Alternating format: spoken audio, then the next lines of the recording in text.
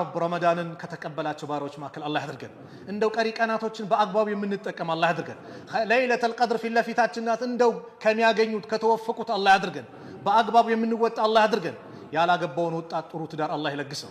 ለሴቶች እህቶቻችን ያ አላህ ሷሊህ ባል አላህ ይለግሳቸው። ለወንድሞቻችንም ደግሞ ሷሊህ ሚስት አላህ ይለግሳቸው። ልጅ የሌለውን አላህ ልጅ ይለግሰው። ብዙ ዓመት በትዳር ቁጭ ብሎ ልጅ ያጣውን ያ አላህ ልጅ ይለግሰው። ዘከርያን እንደለገሰው ያ አላህ እናንተንም አላህ ይለግሳችሁ። ጭንቀታችንን አላህ ያስወግድልን። ፊልስጤም ያሉት ወንድሞቻችን አላህ ነጃ ይበላቸው።